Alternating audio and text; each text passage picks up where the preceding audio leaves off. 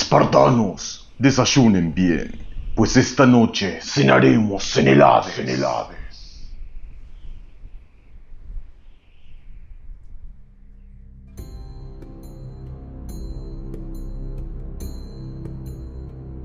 El rey que combatió en la batalla de las Termópilas es quizás el espartano más conocido. Su sacrificio y valentía se hicieron proverbiales, y no solo para los griegos. Muchos que vinieron después recordaron las hazañas de aquellos pocos hombres que lucharon por la libertad contra una fuerza inmensamente mayor. Sin embargo, la historia personal del rey que los dirigió en batalla es prácticamente desconocida.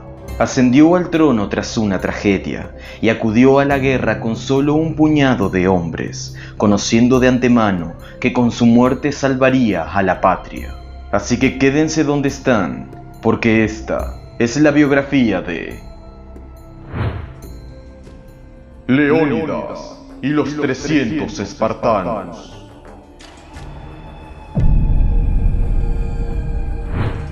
Leónidas nació en Esparta cerca del 540 a.C., siendo el tercer hijo del rey Anaxándridas II, del linaje de los Agíadas, por lo que sus probabilidades de heredar uno de los dos tronos de Lacedemonia eran realmente escasas.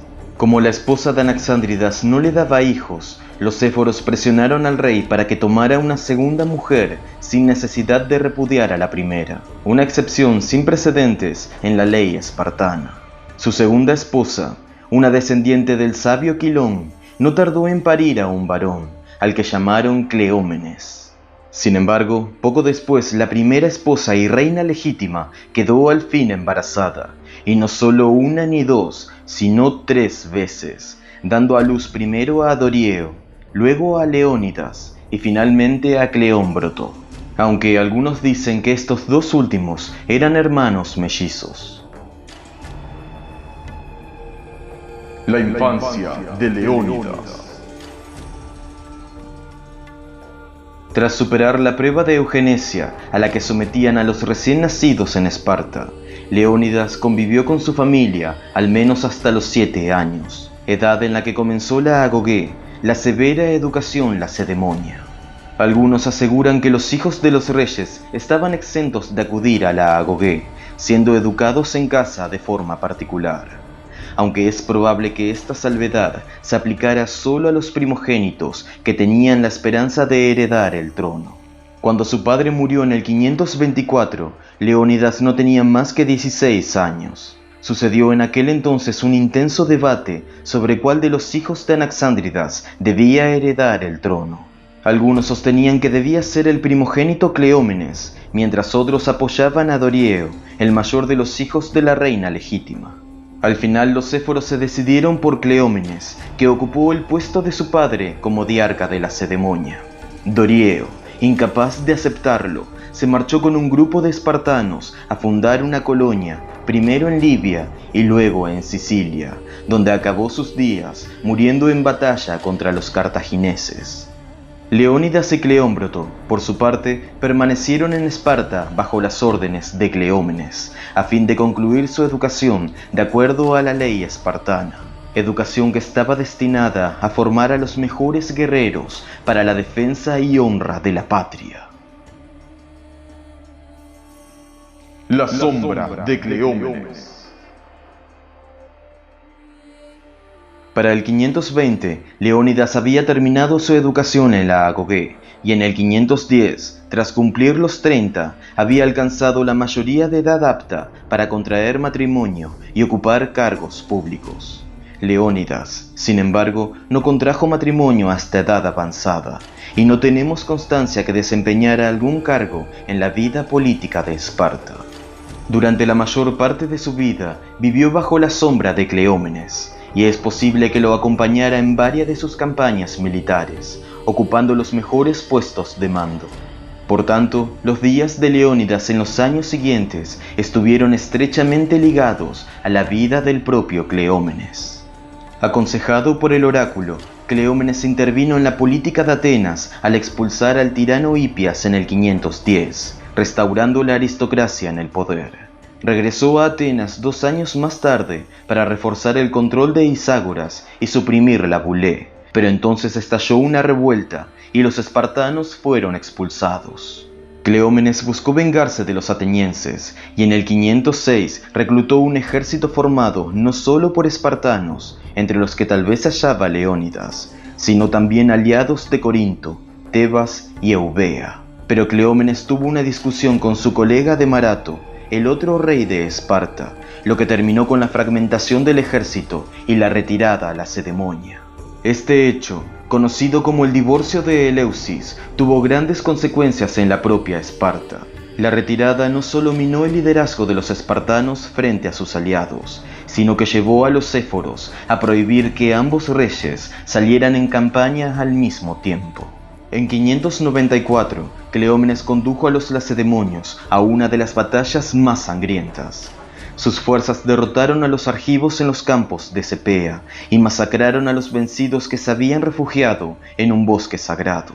Incluso mandó azotar a la sacerdotisa de Hera, que le había prohibido hacer un sacrificio en el Ereo de Argos. Leónidas, de haber participado en esta campaña, debió contar con 46 años de edad.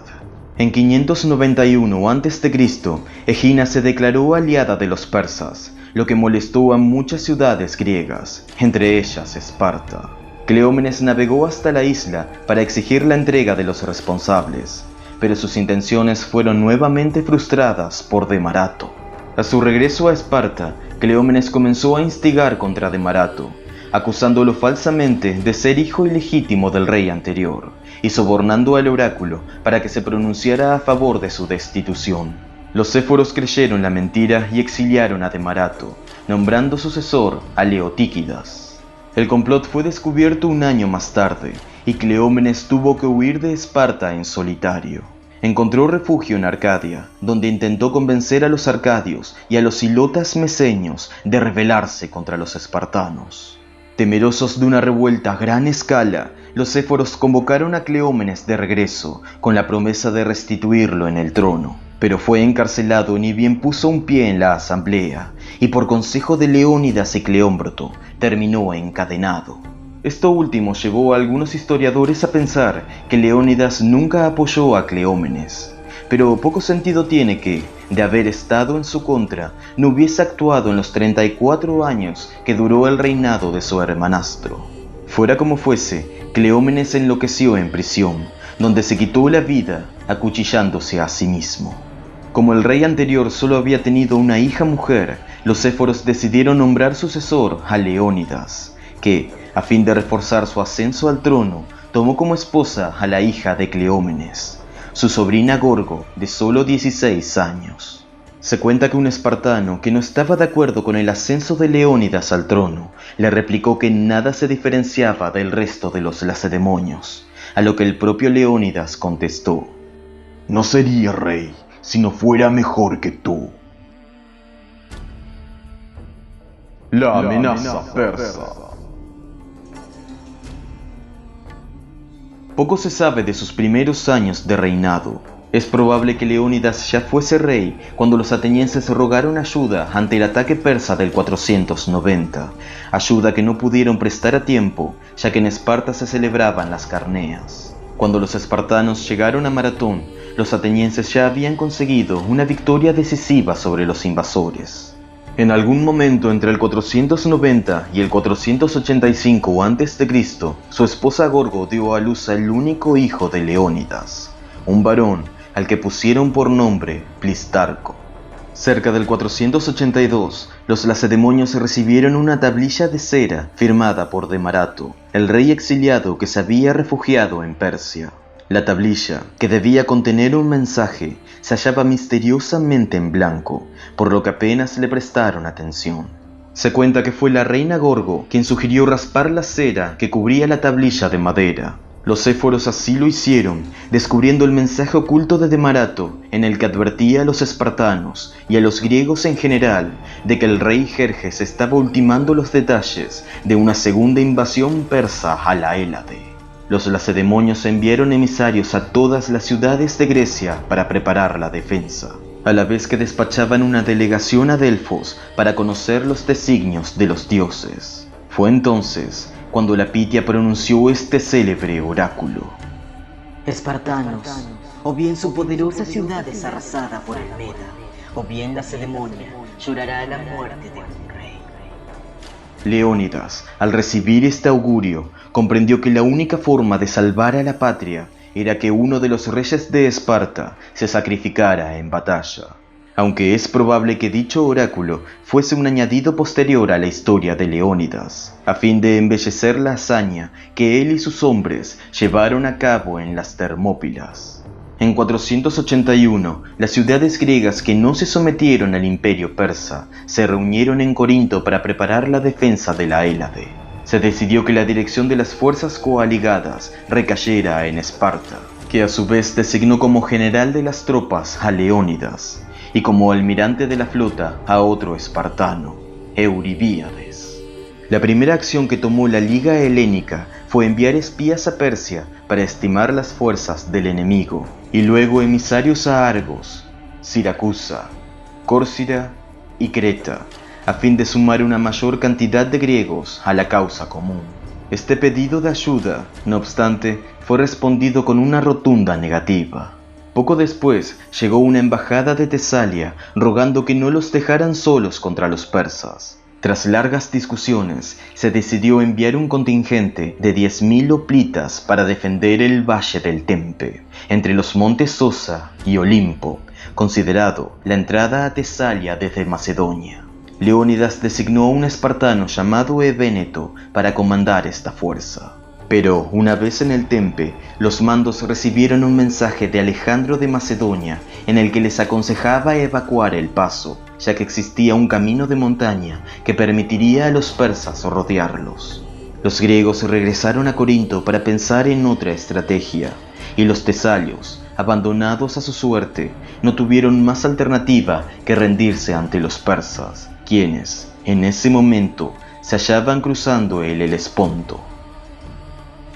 Por sugerencia de Temístocles, los griegos optaron por defender el único punto de acceso a la Grecia central, el desfiladero de las Termópilas, cuya parte más angosta no superaba los 30 metros, lo que haría insignificante el ingente número de las fuerzas invasoras. Al mismo tiempo, la flota aliada se apostaría en el cabo Artemisio, la entrada al estrecho de Eubea. Pero las fuerzas terrestres que partieron de Esparta fueron exiguas, ya que por aquellos días comenzaban las Carneas, la celebración más sagrada de los lacedemonios, y cuya interrupción por motivos militares representaba un tabú religioso imperdonable. Aún así, los éforos accedieron a que Leónidas partiera con 300 hombres como avanzadilla, a fin de contener a los persas hasta que el resto de los espartanos pudieran marchar al combate. Leónidas en persona escogió a sus hombres entre los espartanos adultos que tuviesen al menos un hijo que perpetuara su linaje. Los 300 no fueron solos, pues se estima que con ellos marcharon sus esclavos hilotas, en razón de 3 por cada espartano libre. Estos hilotas, si bien tenían como función llevar el bagaje de sus amos, es posible que también se desempeñaran como infantería ligera, valiéndose de arcos, hondas y jabalinas. Además, de camino a las Termópilas, varias ciudades fueron añadiendo contingentes a las fuerzas de Leónidas. De esta forma se le sumaron 500 tegeatas, 500 mantineos, 120 orcomeños y otros 1000 guerreros de Arcadia, 200 fliuncios, 80 miceños y 400 corintios, 700 tespios, 400 tebanos, un número incierto de locrios, tal vez 1000, y otros 1000 hoplitas de Fócida. Si a estos números sumamos unos 1000 hilotas y periecos laconios, tenemos un total de 7200 griegos que marcharon a las Termópilas. Enfrente estaban los persas de Jerjes, cuyos números representaban una formidable exageración. Historiadores antiguos elevaban sus efectivos a más de 2 millones de hombres. Estimaciones actuales, no obstante, reducen dicho número a unos 250.000 guerreros, lo que no deja de ser una fuerza invasora impresionante. Con todo, semejante número no significaría nada cuando tuvieran que marchar a través del angosto desfiladero, donde los mejores guerreros de la Hélade aguardaban para plantarles cara. Se estaba a punto de librar una de las batallas más recordadas de la antigüedad. La batalla de las Termópilas. Las fuerzas griegas llegaron a las Termópilas en el verano del 480 a.C. y acamparon en la parte más estrecha del desfiladero, donde el paso entre la montaña y el mar era de apenas 30 metros de ancho. Allí se encontraban las ruinas de un antiguo muro que Leónidas ordenó reconstruir, a fin de mejorar las defensas del estrecho. Y como el desfiladero no era totalmente infranqueable, ya que existía una senda oculta en la montaña que permitía un cruce alternativo, mandó a los 1000 focidios a ocupar los pasos elevados para protegerlos. Al mismo tiempo, la flota griega comandada por el espartano Euribíades tomaba posiciones en el cabo Artemisio, no muy lejos de las Termópilas, y de acuerdo a la estrategia que había propuesto Temístocles. A los pocos días llegaron los persas, y los griegos, al ver la enorme diferencia numérica, sintieron pánico. Pidieron a Leónidas regresar al Peloponeso, donde, una vez reunidos con el resto del ejército, podrían defender el istmo de Corinto. Al enterarse de esto, tanto locrios como focidios protestaron airadamente y amenazaron con pasarse al bando enemigo si los dejaban solos. Leónidas finalmente decidió que mantendría su posición en las Termópilas tanto tiempo como fuera posible, aunque no dejó de despachar emisarios a las ciudades griegas exigiendo más tropas. Jerjes, al tener noticias de que un puñado de griegos le impedía el paso, mandó un jinete a espiarlos, y este regresó informando que solo había hombres ejercitándose y peinándose. Demarato, que se hallaba con los persas, le indicó que los espartanos, cuando se disponían a morir, preparaban sus cuerpos y embellecían sus cabelleras. Días antes de la batalla, un traqueño comentó que los persas eran tan numerosos que sus flechas podían cubrir la luz del sol, a lo que uno de los espartanos, llamado Diéneses, quien destacaría como el más valiente de los griegos en las Termópilas, contestó: «Mejor así, pues pelearemos en las sombras». Los invasores no atacaron de inmediato, sino que concedieron a los griegos 3 o 4 días de inactividad, con la esperanza de que recapacitaran y abandonaran el paso.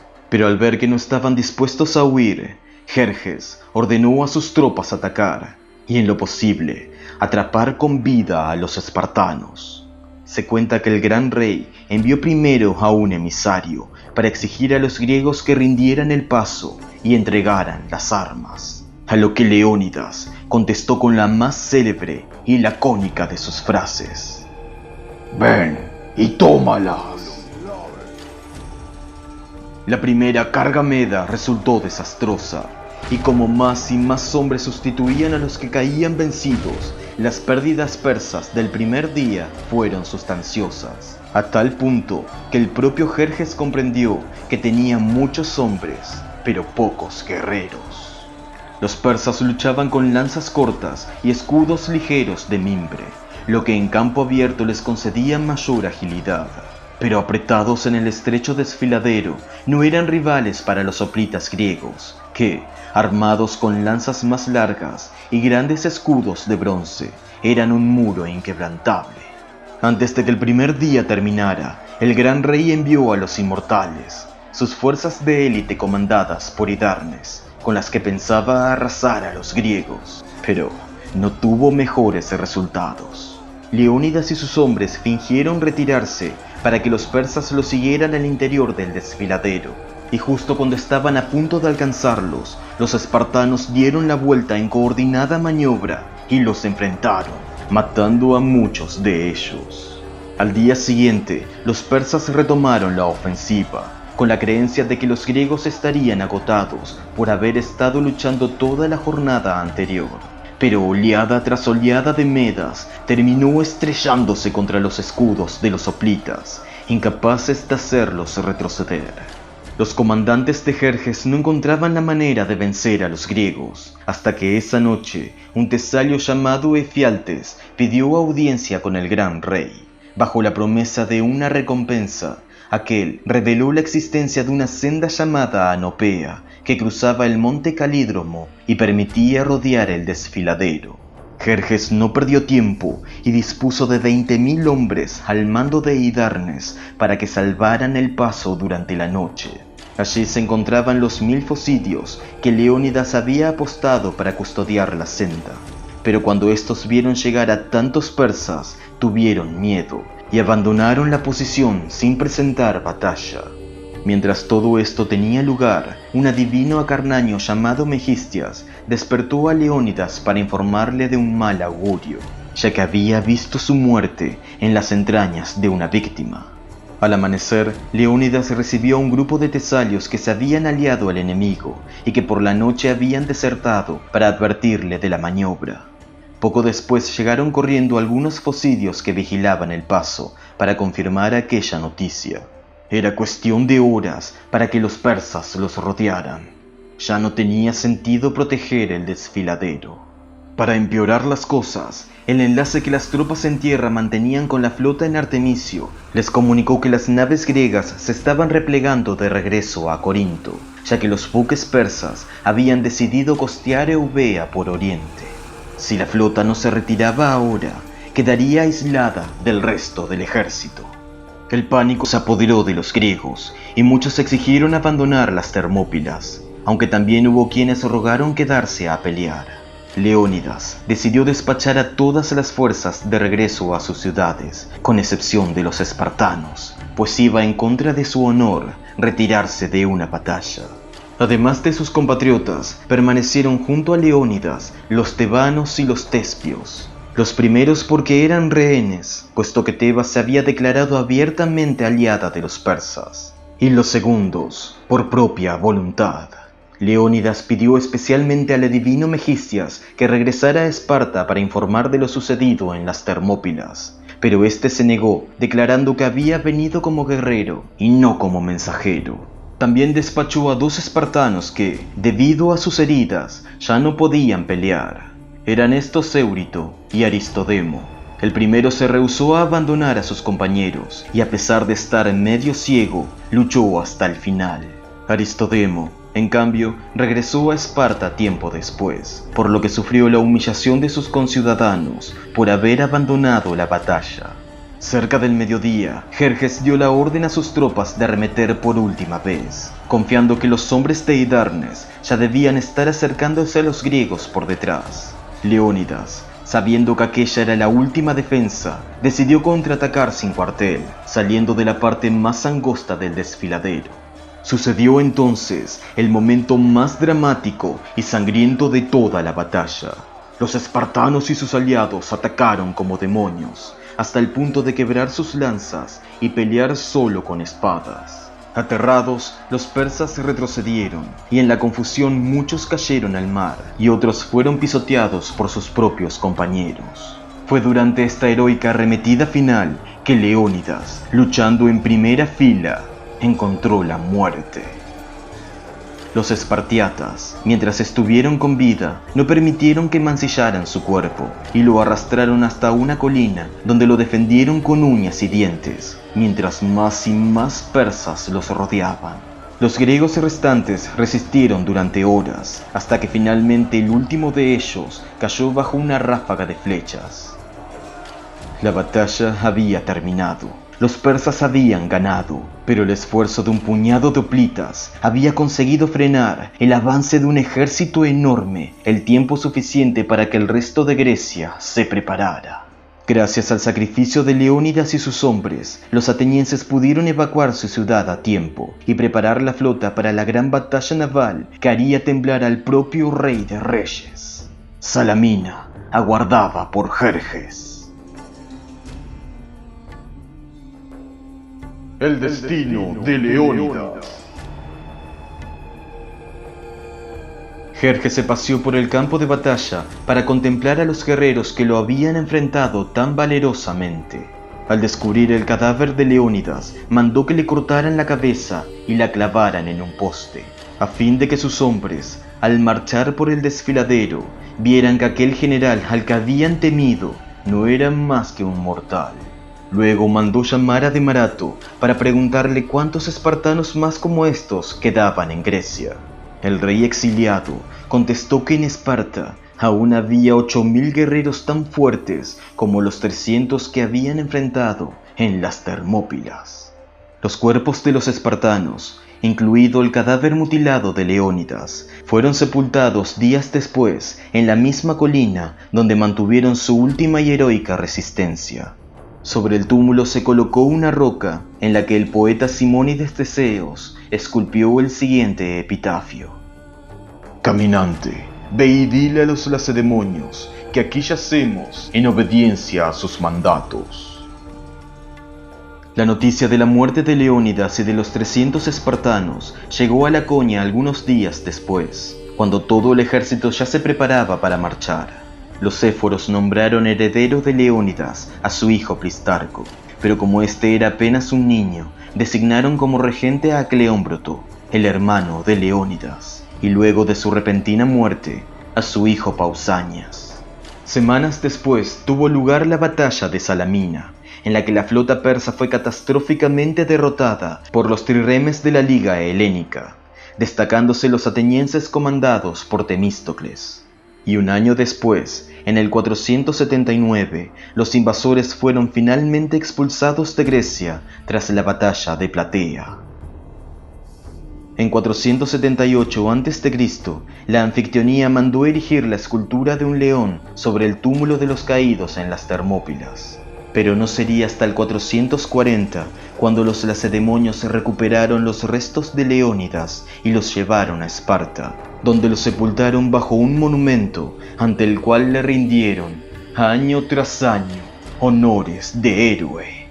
Se cuenta que los espartanos recitaban ante dicho monumento el siguiente poema atribuido a Simónides: Gloriosa es la suerte y hermoso el destino de aquellos que murieron en las Termópilas, pues su tumba es un altar que recuerda su valentía y que ni el tiempo podrá corromper, testimonio de que su inmenso valor ha dejado para la Grecia una gloria inmortal.